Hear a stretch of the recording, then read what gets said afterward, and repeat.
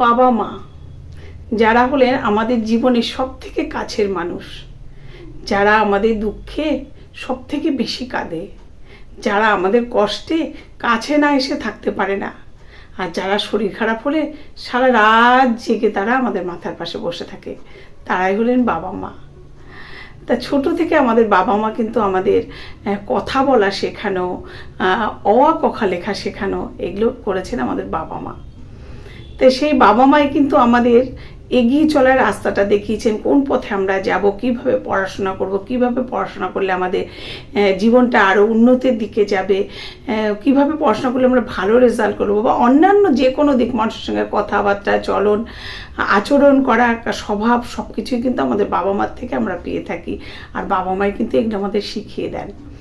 কিন্তু সেই বাবা মা একটা সময় একটু বয়স হয়ে যায়, আর আমরা তখন একটু বড় হয়ে যাই, মানে আমরা সেই ছোট্ট থেকে বড় যখন হয়ে যাই, যখন অনেকটাই বড় হয়ে যায়, বুঝতে শিখি, আমাদের যখন বিয়ে থা হয়ে যায়, তখন কিন্তু আমার বাবা মা বৃদ্ধ হয়ে যান, মানে একটু বয়স্কই হয়ে যান তারা।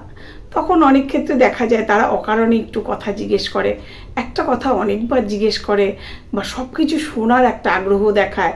আর তাদের মধ্যে দেখা যায় অনেক সময় যে হয়তো আমরা গেলাম বাড়িতে, বা কোনো আত্মীয় স্বজন এলো, এরকম একটা ভাব করে যেন আর হয়তো দেখা নাও হতে পারে, বা কোথাও তাদের সঙ্গে বেড়াতে গেলেও কিন্তু সে এরকমই একটা ভাব করে যে আর তো জীবনে আসা হবে না।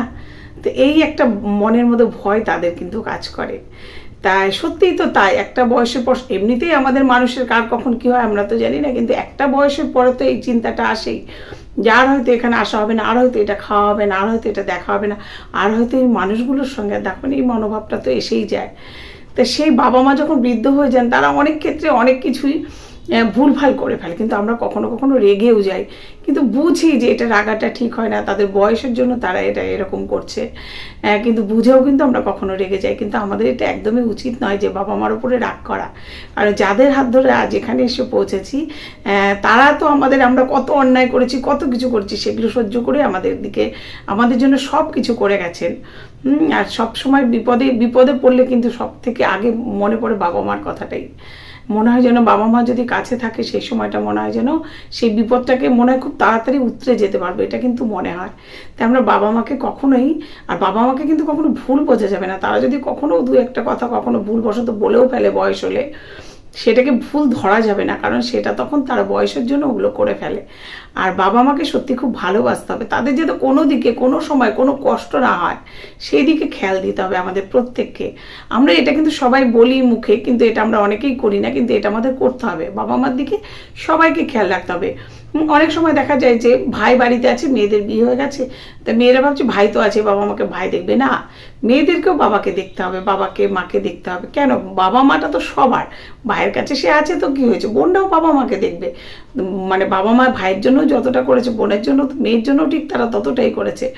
সুতরাং ভাই সব করবে বলে কিন্তু এড়িয়ে যাওয়া যাবে না।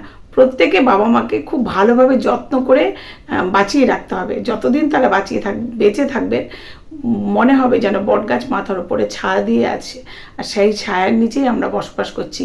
সে কারণে কোনো রোদ, কোনো ঝড়, কোনো জল আমাদের গায়ে পড়ছে না।